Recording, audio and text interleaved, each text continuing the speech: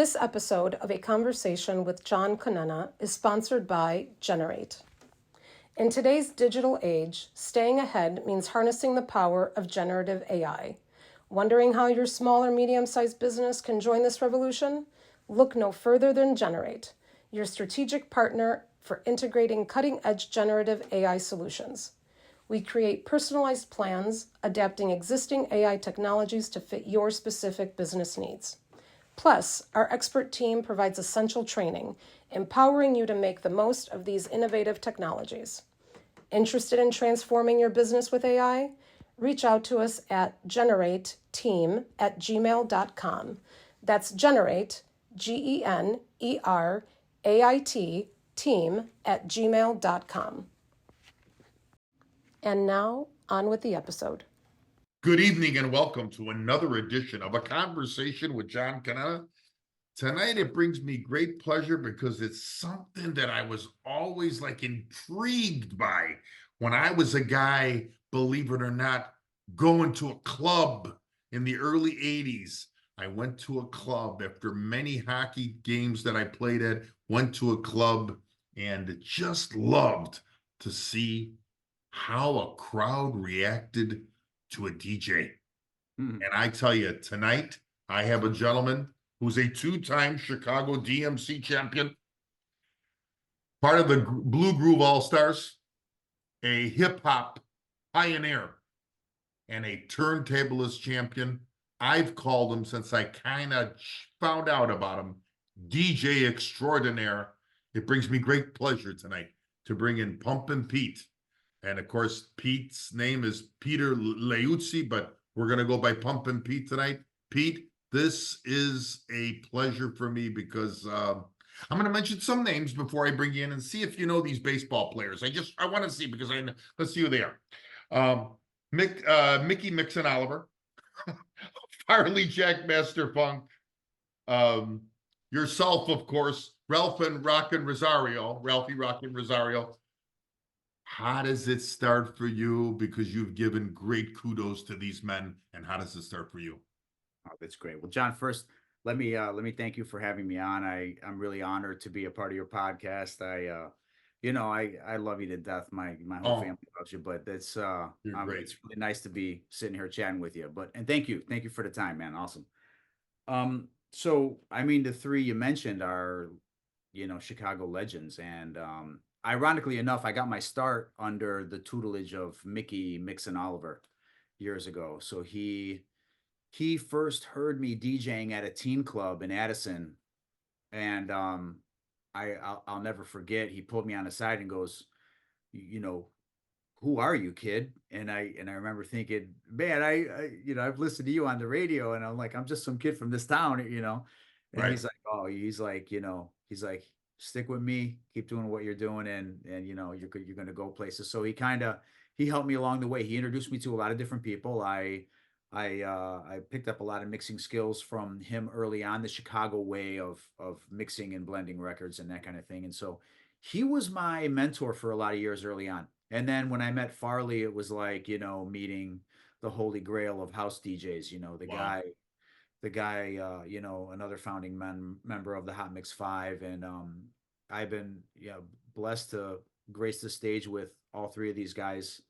And Ralphie Rosario, just a legendary producer and DJ as well. And I think whenever you talk about dance music, even today, like electronic dance music or music we know as dance music today, it all circles back to Chicago house sound and these guys who are our DJ heroes, So I mean, just unbelievable when cool. I read up on that, because I don't remember the station, but when I was growing up, I mean, when I was in my 20s or 25, and you get in that car and you wanted to listen to something on a Saturday night, these guys would come on, and this mixing and this, it was just fantastic. And I loved it because, you're in the car, you're driving, you're feeling it, you're feeling it, What was that first time for you that you said, man, I want to do this. I'm into this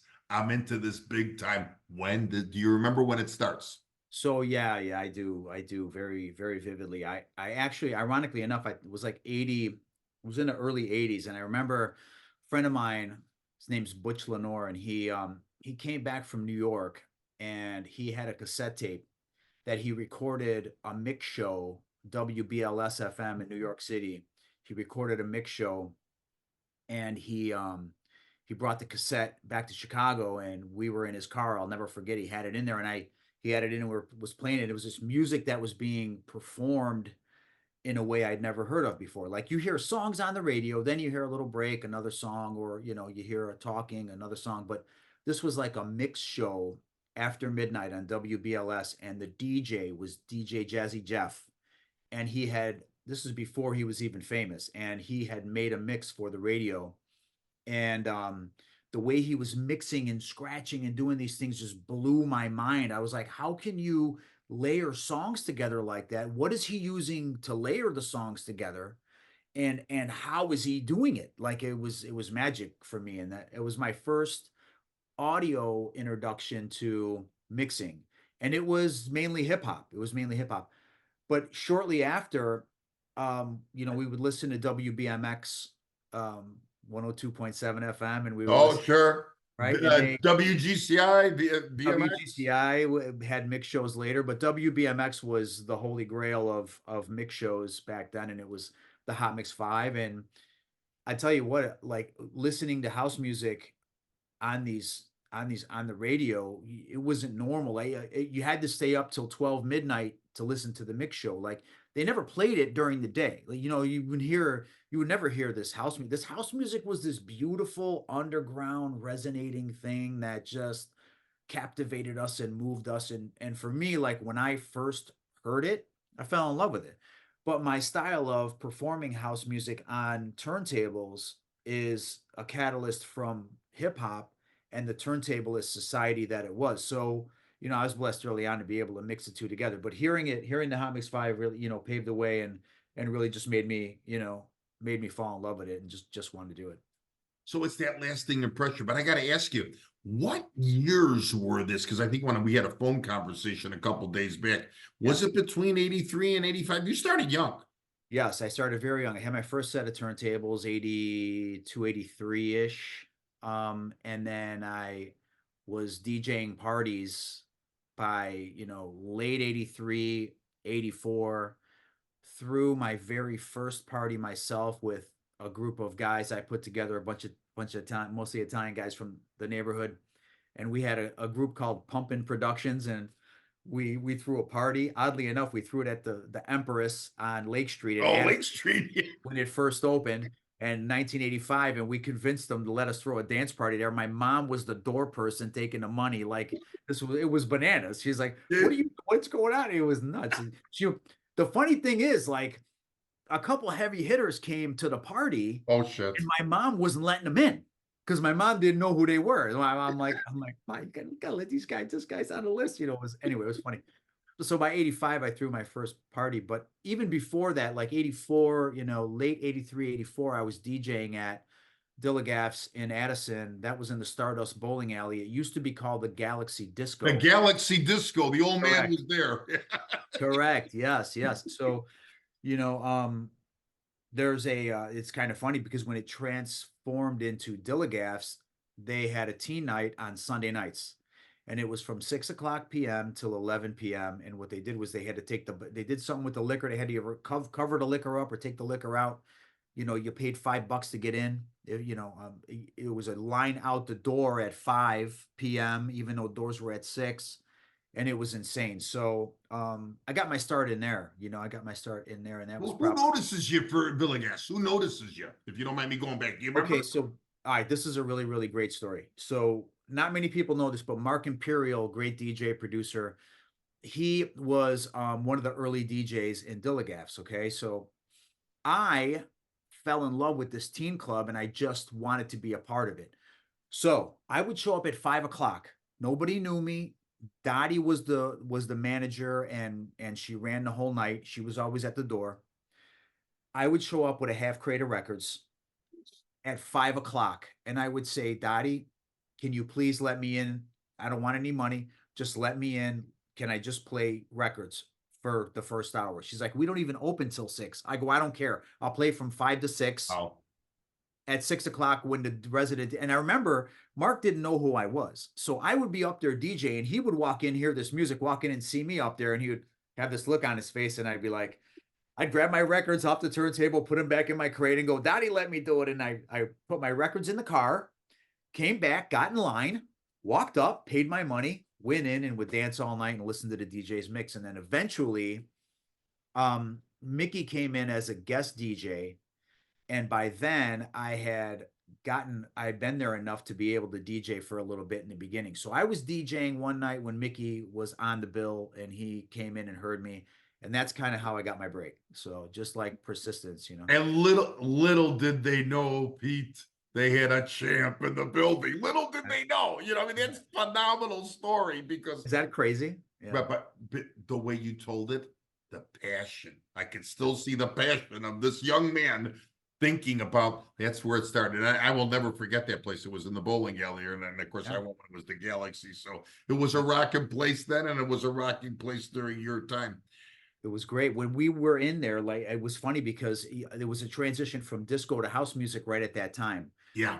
But you know, it was kind of an Italo dance variety of music that was intermixed in there because we didn't have enough house music to play all night long, right? Got We it. had to use European music, like you know, these groups like Fun and Lime, and you know, have the guys Penthouse and Pavement, like all these groups that were like This was the mixing it, yeah. the disco era to the Italo dance era to the house era. And there's a song called Disco's Revenge, and it came out in the 90s. And basically Disco's Revenge is house music. House music is disco's revenge. Disco was kind of fizzling out, right? Because it just by nature, kind of genres of music kind of ebb and flow. So disco is kind of on its way out. It's the early 80s, some new wave is in there, Italo dance is in there, but house music basically sounded more like the sister or the cousin to disco. So Disco's Revenge is like basically sums up what house music is, you know. Exactly.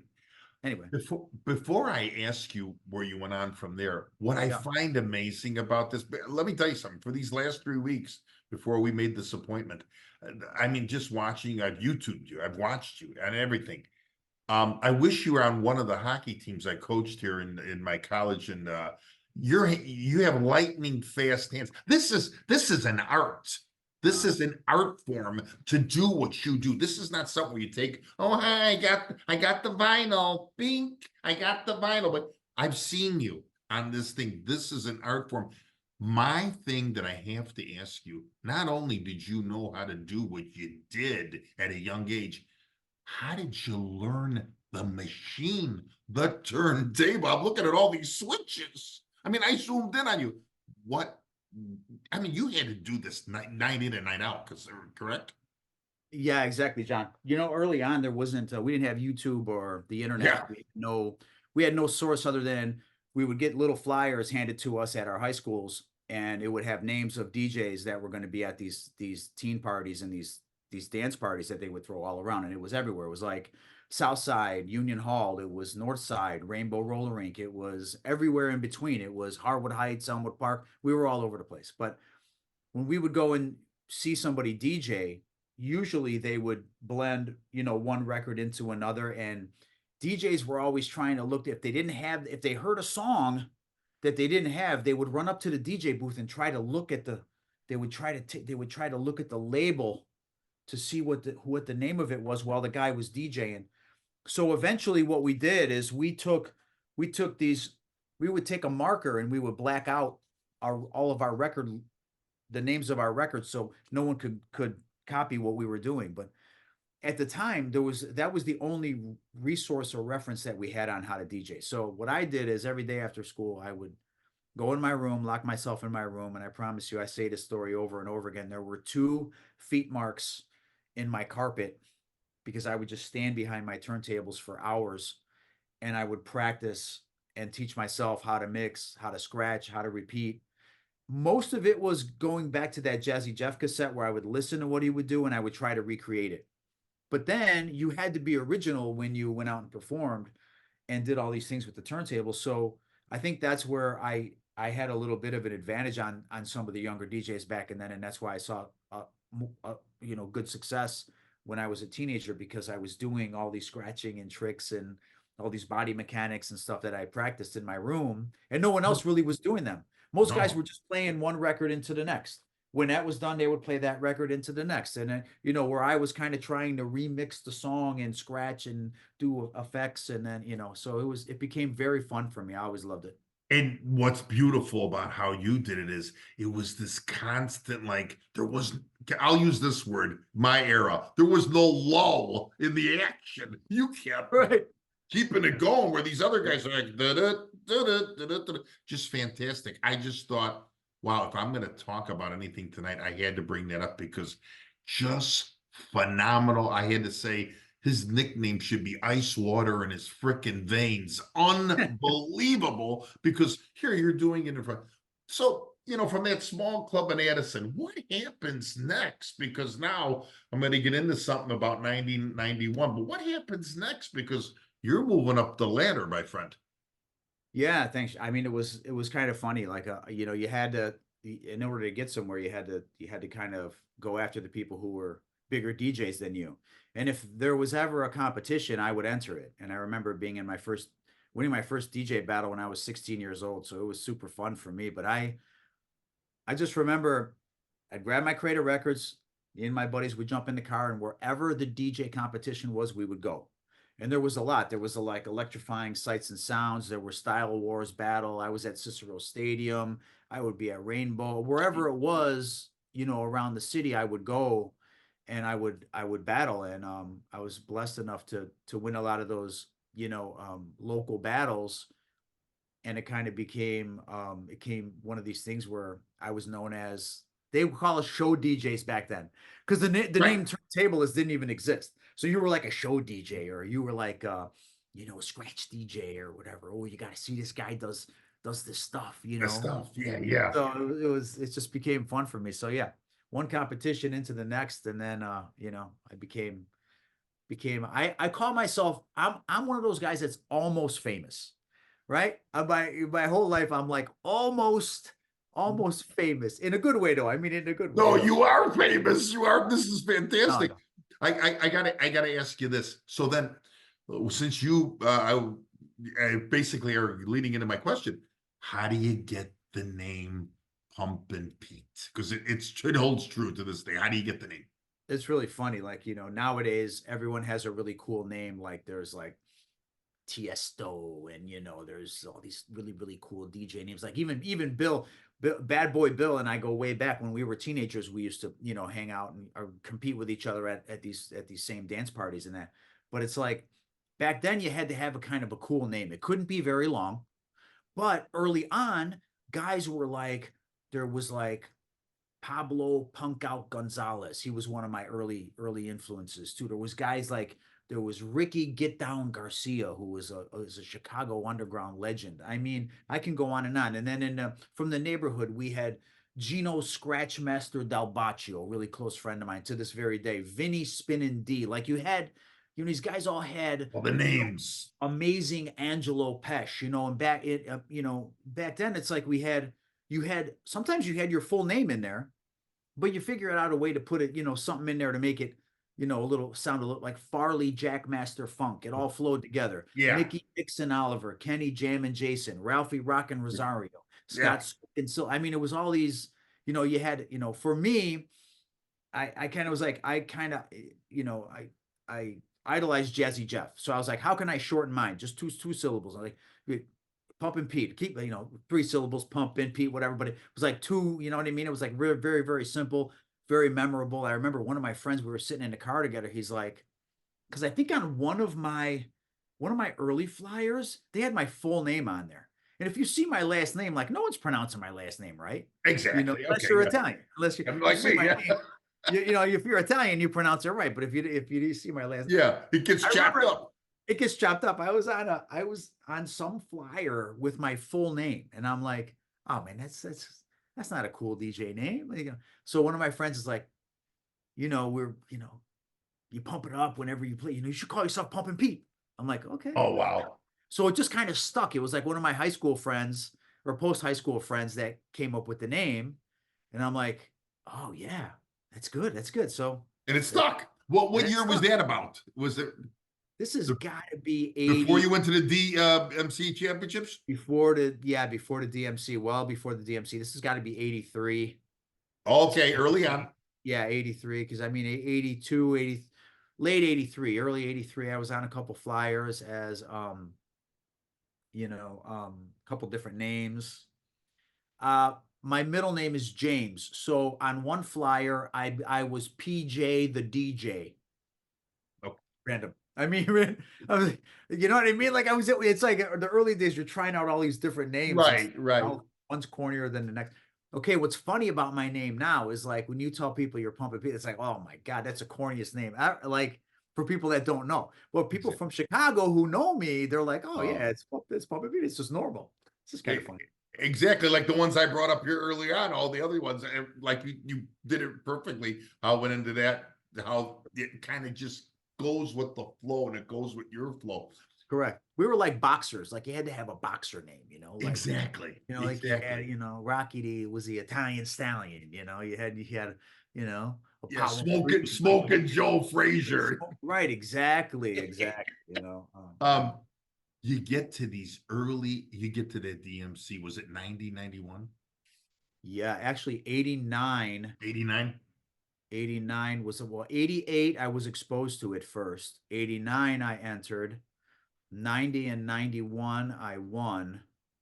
Yes. And I made some I've made lifelong friends. The DMC basically changed my DJ career, yeah.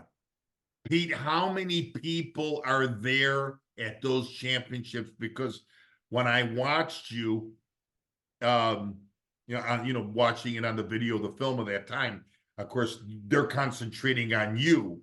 There's a few people off to the side, but how many people are in the building watching this? Yeah, so actually the 1990 DMC was in New York. The US finals was in New York at the Sound Factory. And oddly enough, it was supposed to be somewhere else. They changed the location last minute. Okay. And in that room was only maybe a couple hundred people. But the celebrities that were in there were insane. Diamond D, Bismarck E, Public Enemy. I could name, Cool DJ Red Alert was one of the judges. Like I can go on and on. There was like a zillion of my DJ heroes in that room. And that was one of the coolest battles ever. But it was a whole ton of fun. But then fast forward a year later at the Riv, and the Riv was like, the Riv had to be at least, I don't know, 1,000, 1,500 people, maybe more. I mean, it was upstairs. I could be low on the numbers, but Tony Batoy would give an accurate number count of the 91 DMC, but it was insane. Batoy had a lot of influence in you in getting into this also, didn't he? Tony Batoy was one of my biggest mentors early on. He just was like he was a promoter, but he was more than that. He was like a visionary of music. Like he knew this was going to take off. He's responsible for DMC being in Chicago the couple years it was, and MTV actually showed up at the Riv and did a whole segment on us. And it was all Tony Batoy who made it happen. He put a lot of Chicago turntablists on the map. When I did a little research on you, he's the one who says I want you to get into this. I want you to do this. I mean, he believed in you. He saw the talent in you, which was fantastic and beautiful to you here tonight, giving him the kudos. I got to ask you something. So you're in this building. Let's say you're the one in New York. You're using their equipment? Yes. So okay. So I just want to stop you right there. It's like me going into an arena, a different arena, and I got to play. I mean, now you're using their equipment. Now you got this routine. Yeah. I mean, I'll ask the stupidest question of the night. Were you nervous?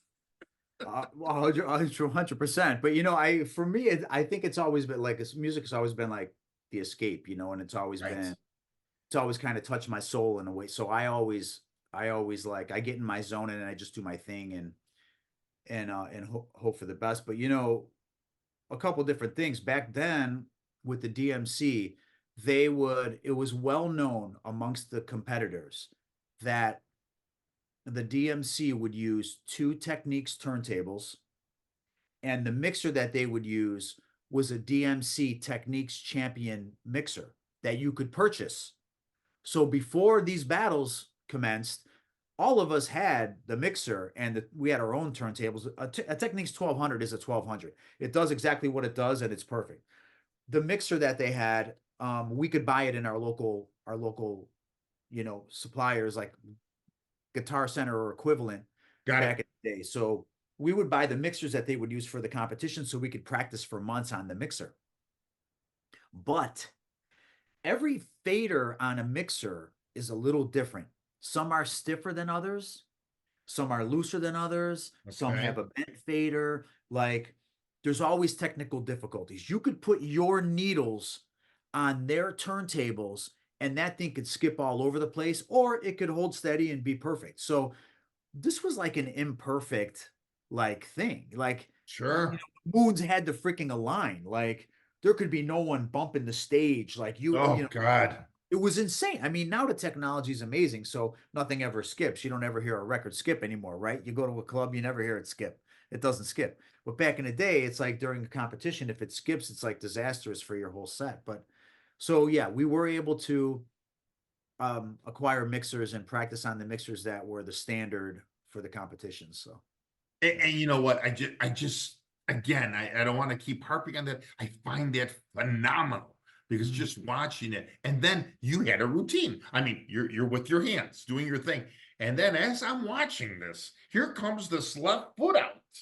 and you know I mean, or the right foot, the left foot. The quickness and the speed that you had was, for me, I mean, phenomenal, phenomenal. And then to know what was coming up next in the song that you had to scratch and do everything else to. I mean, you went in there with a program, correct? And it looks like the program was in your mind.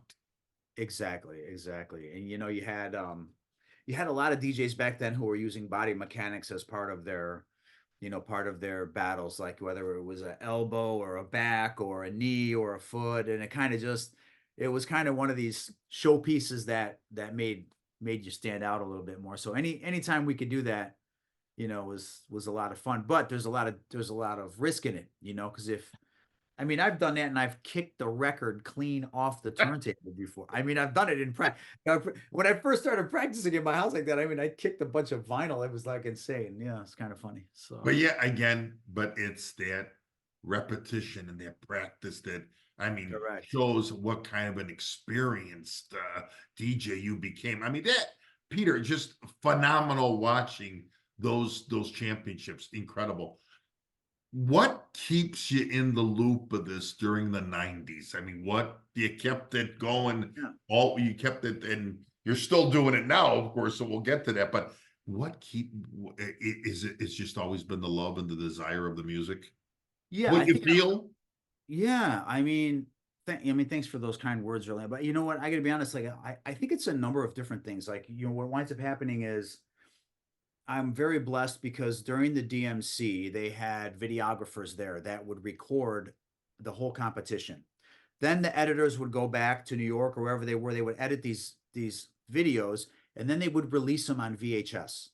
The VHS cassettes would be distributed to all record stores all around the US and the world. I was on a couple of those videos. Therefore, I was very, very blessed because DMC puts these videos out, and then I all of a sudden, you know, people are hearing me everywhere. So it gives me a little bit more sustainability in the world of DJing. I think it's a catalyst that allows me to still DJ today. People associate me with being a 2-time Chicago DMC champion, but there's, you know, I've got friends in Ireland and Italy because they saw me on these VHS cassettes and they're like, Right. oh my God, It's like a world renowned. it's insane. It's insane. Like when Facebook came around, I started getting all these direct messages from people going, oh my God, I watched your DMC. I can't believe it, and it's like I'm humbled by it because that's insane. So I was blessed to be part of an elite group of massively talented, many of them way more talented than me, that were part of these DJ battles, and are still a lot of my close friends to this day. It's like almost like an elite group that I'm blessed to be a part of, So it kind of became one of those things where it's catalyst to propel me into still DJing today. And But like you just said, no better feeling how social media now can still say, "Oh my God, I remember Pumpin Pete," just through those videos. To me, that is the ultimate. connects us all. Yeah, the ultimate compliment. I got to ask you something. You were part of a thing called Together a Posse. Correct. Yes. Yeah, and I thought it was just so cool because the way you guys looked. I think it was you, Pro Ski, McSwan, yourself. Yeah. Um, Yeah. Incredible. Do you remember that? Because the look you guys had, I'll just say it this way, was badass. I do. You see? Wait. Where am I? Wait. You see, There it is. There it is. Yeah. here's my crew. Here's my crew. Right. I mean, hey, I love this side. There it is. Come on. Look at that hairstyle. Come on. It was, I mean, but and look at the pose and everything. But I wish I had those Jordans right now. They're probably worth a couple thousand. yeah. We got to tell Lisa to find those. That's great. Come on. No, but Pete, what years were those? Those were, I mean, that was So phenomenal. this oddly enough, it's kind of funny. Like the dates on the back of this guy. I think this is. I'm gonna spitball here and see. I think this was 89. Right. Yeah, this is 89. And this is Subculture Records. This was Mark Imperial, the guy who DJ'd at Dillagas originally. This was his record label. Wow. So yeah, MC Swan, me, and Pro Ski. Yeah. Pro This Ski is or Bryce Lenore. Okay, so wait a minute. This is the guy Butch that brought back the Jazzy Jeff cassette from New York for me to hear. okay. Yes. You were Yeah. listening in the car. Correct. Oh my God, fantastic. Yeah. By the I mean, as we approach the 2000s with this, I mean, your drive for this continues in the sense of you'll go and do a venue now. You'll go everywhere. I've noticed where you're still in the mix of a lot of things. How many of these now do you do a year? What's your function now? Yeah, it's been amazing. Like, I've been blessed to do a bunch of real exclusive events, and I try not to oversaturate. There's a lot of great talent out there and that kind of thing. And every time I perform somewhere, I tell everybody this. I treat every one of my performances like a DJ battle. I prepare for it like it's a DJ battle. I show up and I perform like it's a DJ battle because that's just who I am as a DJ. When I do these events, it's a lot of fun for me, and the passion is still there, and I still enjoy making people dance. But for me, it's more about taking people on a journey and having them hear these songs performed like they haven't been before, or hearing something new that they haven't heard before. Sure. So yeah, it's been awesome. In the in the 2000s, I partnered up with Jesse De La Pena early on and was part of the and I'm still part of the Blue Groove Lounge or Blue Groove All Stars, and we've done a lot. We had one of the longest running hip hop nights in city of Chicago, and it was at the Elbow Room, and then we moved it to the Double Door, and then we moved it to the Funky Buddha Lounge. Like, we kind of migrated. I think it wound up at a number of different places, but that for me kind of, opened up another big audience, for me. And that was more the table side of things. And then I'm blessed to still, do festivals to this day. I've been part of My House Music Festival. I'm usually there every other year, and done Cicero House Music Festival, which is amazing. That one has gotten so big. They actually shut it down last year. Yeah, it was so wow. big. I think I saw like an aerial view of it. It was jammed. Okay. It was insane. I was just like, wow. I have to tell you about that the Blue Groove Lounge that you said something that it goes through you. It gives you the sparks. You said you just wanted to grab your records and play hip hop. I mean, when you said, I read that you were with, I think, DJ Cash. I was with K. Was this a when was this? This was Was was it it a around video? 2000? It was, I think it was an interview that you Yes, guys did. yes, yes. And It you, was I think it was on, I think that one was on it was on Vocalo Radio. Vocalo Radio, that you Yes, are and it was, 100% correct. yeah, it was Jesse De La Pena. There was a couple other guys there too, I think. But yeah. Um, yeah. Friday night DJ series. It's still going strong today. It's Vocalo Radio. It's it's NPR, and it's been a great voice for underground music and Wow. kind of thing. Yeah. So Incredible. Jesse and I have had a great relationship. He's like a brother to me. Like we've been partners in crime in this for a lot of years, and he's responsible for a lot of big things happening in music, especially from a DJ perspective in the city of Chicago. Sure. And he still's a performing DJ. Peter, when you're doing this stuff now, are we still doing turntable? Correct. Yes. Because now you go to a venue, Yeah. and you go, all of a sudden the guy goes, "Oh, I can find it on the computer. I'll put this on." You're still doing it old school. Correct. Yes. Correct. So it's like, yeah, for me, it's one of these things where I'm a turntable purist, and Yes. I have a lot of promoters that call me like, okay, we want you to come out and spin. We've got a controller, we got CDJs, the booth, whatever's in the booth you could use. And in my rider, it always says, you want me at my full potential, right? So if you want me to perform the way I'm supposed to perform, you have to have turntables. I'll bring my mixer. I'll slide it right in. You supply the turntables. If I have to bring my turntables, I will. I don't mind doing that too. But you want me to perform on turntables. You don't want Pumpin Pete on a controller. You don't want me on some CDs. God bless them. I'm all for the technology. Don't get me wrong. I love where it's going. I utilize the technology. Like I once in a while I'll play vinyl out, but mainly I play digitally encoded vinyl. I use phase.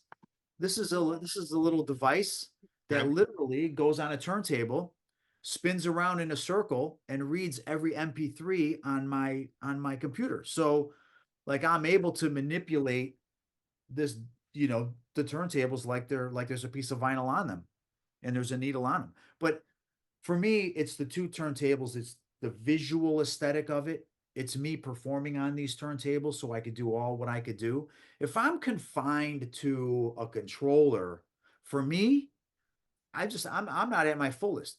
Now there's guys who could take a controller and do all kinds of magical stuff with it. That's great. I just choose to use the turntables as the catalyst, right? To express myself musically in these turntables and be able to be at my full potential to give these people that are hiring me what they're paying for, I mean, this is the true Pumpin Pete. This is your bread and butter, what you do. This is your expertise. Because, a lot of the DJs can scratch. A lot of the DJs can, beat the juggle and all that. Everybody has the same library, but it's how you do it. It's right. It's how you move the music. I have to ask you the ultimate question. Yeah. You can go to an Italian wedding and you can have a band like the Diamantes, or you can have Pumpin Pete at a club, but does a Pumpin Pete know? Because when he's got that crowd in his hand now, and everybody's digging it because you're making the crowd. You could be dead in the water and that crowd's not going to move. Do you feel the crowd? Every time I perform. You're going to see every time I perform, there's always somebody I'm connecting with in the crowd. And I've grabbed the mic before in the middle of my sets and pointed at somebody and said, I feel exactly the same. Everything that you're feeling right now, I'm feeling exactly the same up here. They just go nuts. It's like a connection you can't really explain. And I think that's why I've always been drawn to a bigger stage and a grander audience. And I just want to, I want to express myself musically through the turntables and make that connection with the audience. And when I do, it's magical. Whenever you see video of me performing at any of these festivals, you'll see it happening.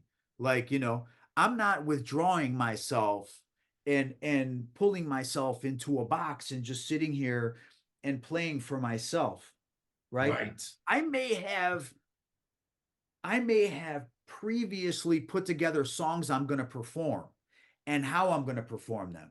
But don't think for a second on the fly I don't make adjustments so I could grab somebody I'm seeing in the crowd and make them move. But when I look up and I'm seeing people resonating to what I'm doing, it's magic, and I make sure it happens every time I'm DJing. Oh, sure. I mean, and perfectly the way you said, you're not into yourself. You're gonna make that audible to get that crowd going. I mean, I remember back in the days of the club. I mean, now we're talking 44 years ago when I was going to the club.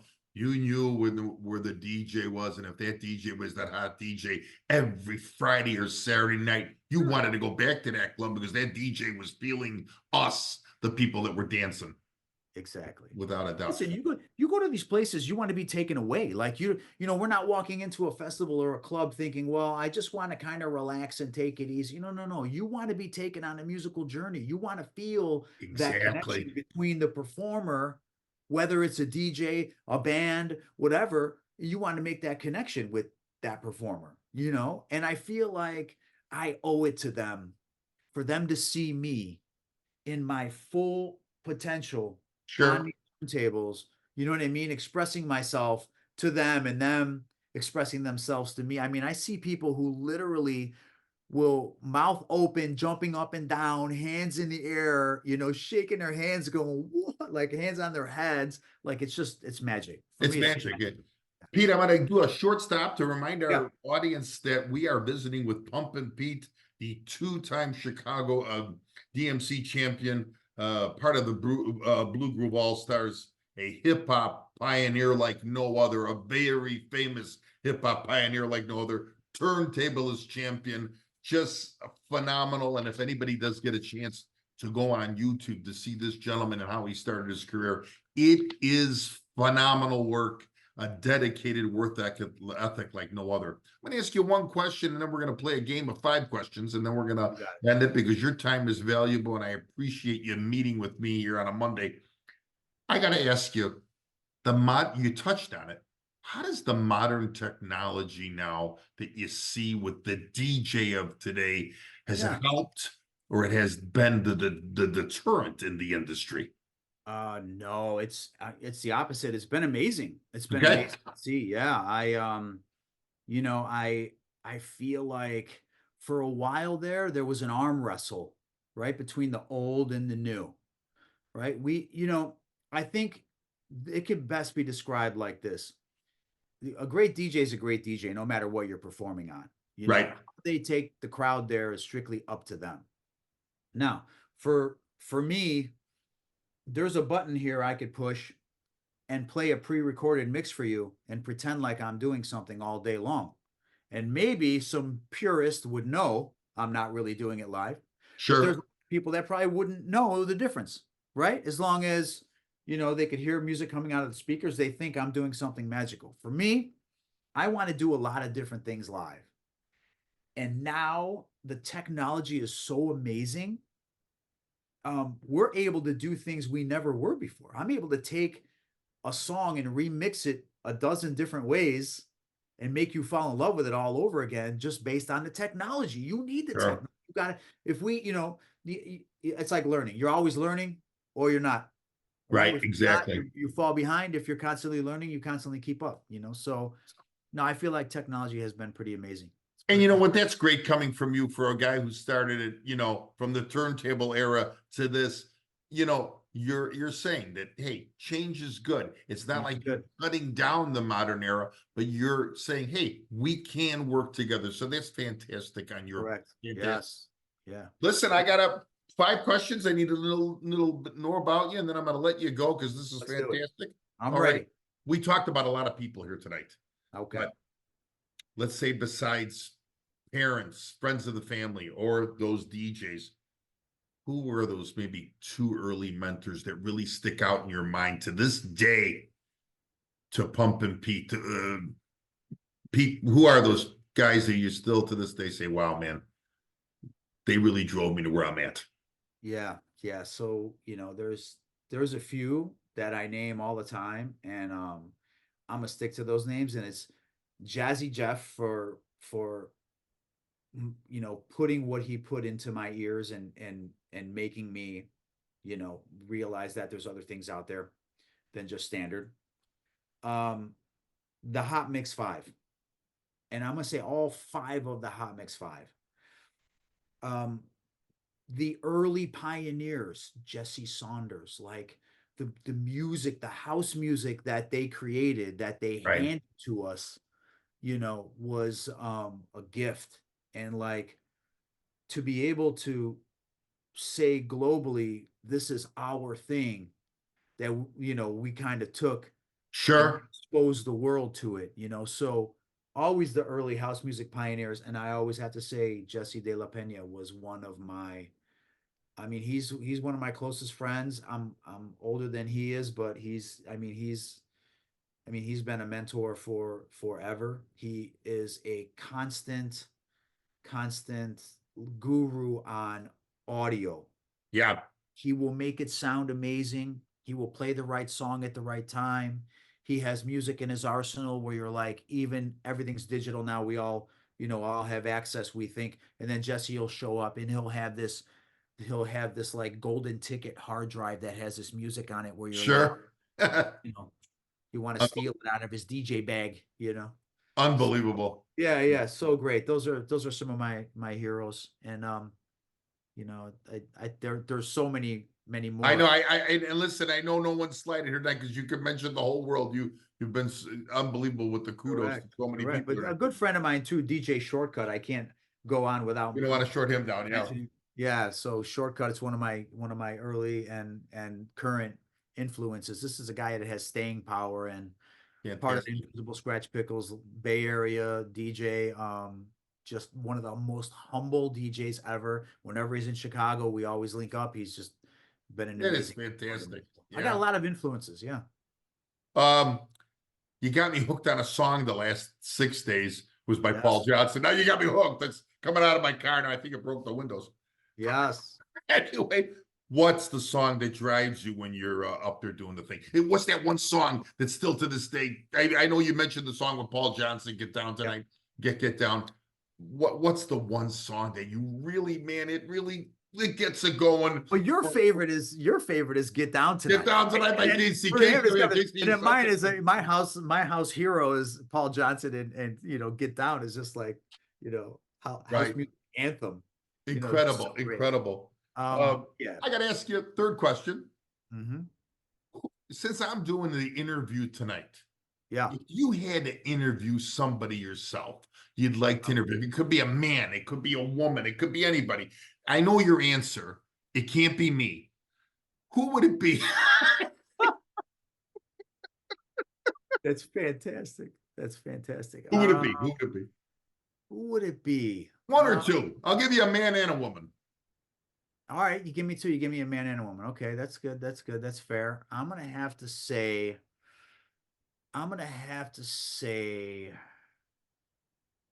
DJ Red Alert would be somebody who I'd like to interview, and his close second would be Marshall Jefferson, Okay. house music producer and legend and pioneer. For a woman, man, who would it be? Who would I like to interview right now? That's a great question. You kind of got me stumped there. There are so many. I can imagine. Yeah. Right? Lolita Holloway would be Oh, one. Love Sensation. I mean? Love Sensation. Yes. I mean, love that song. Yeah.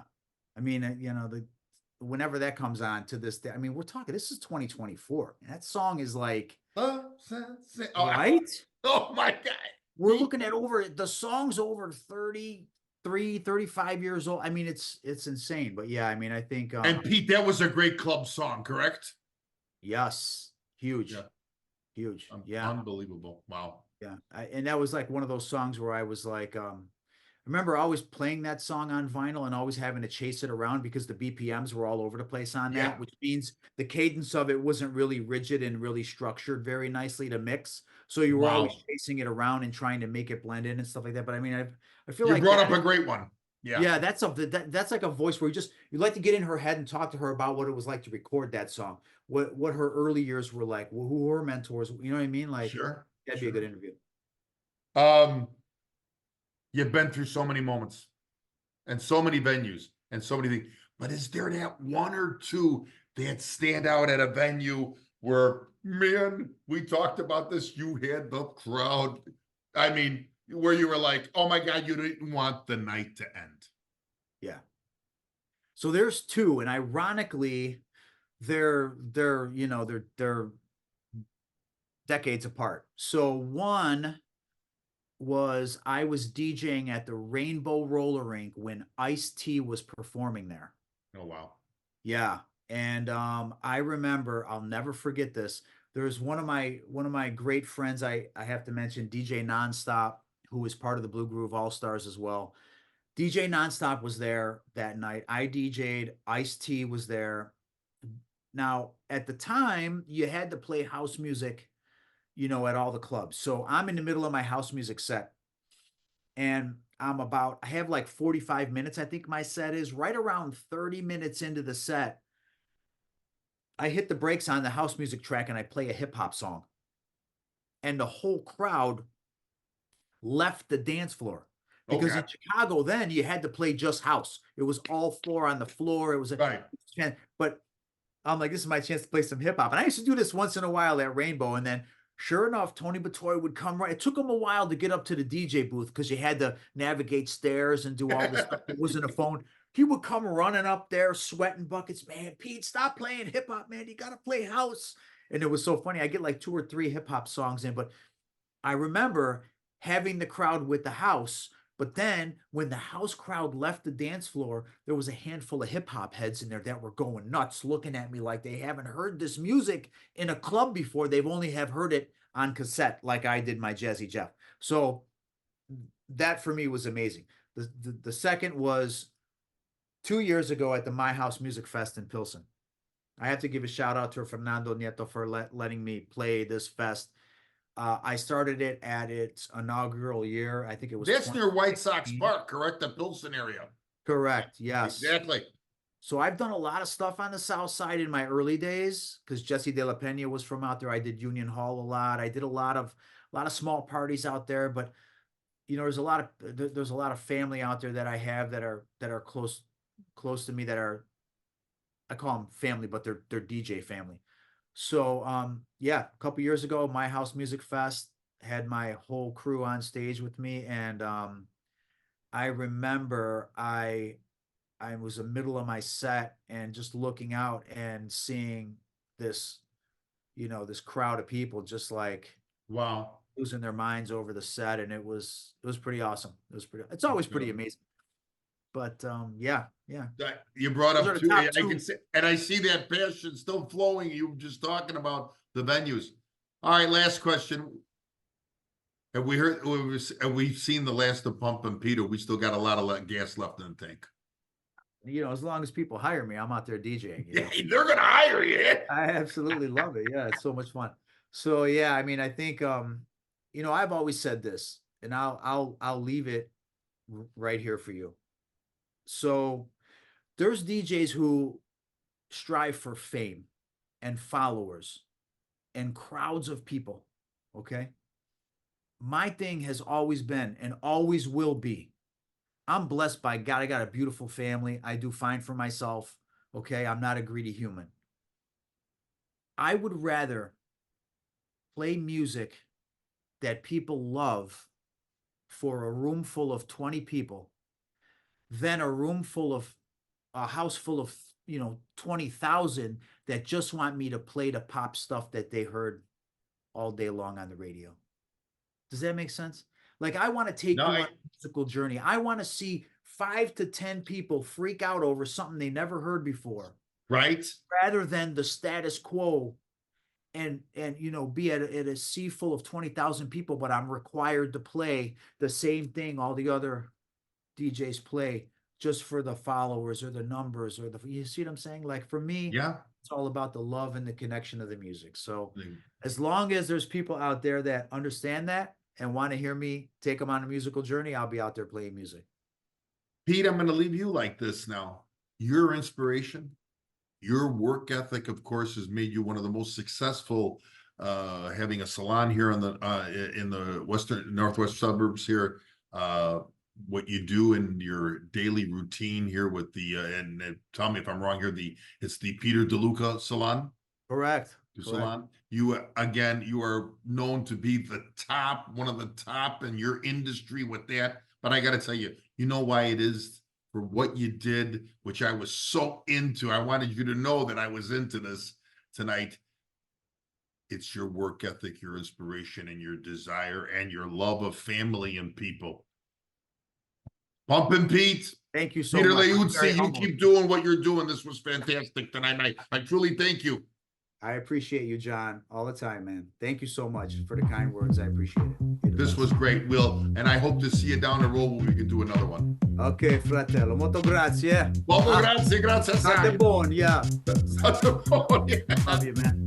Good night, everyone, and thank you. Thank you.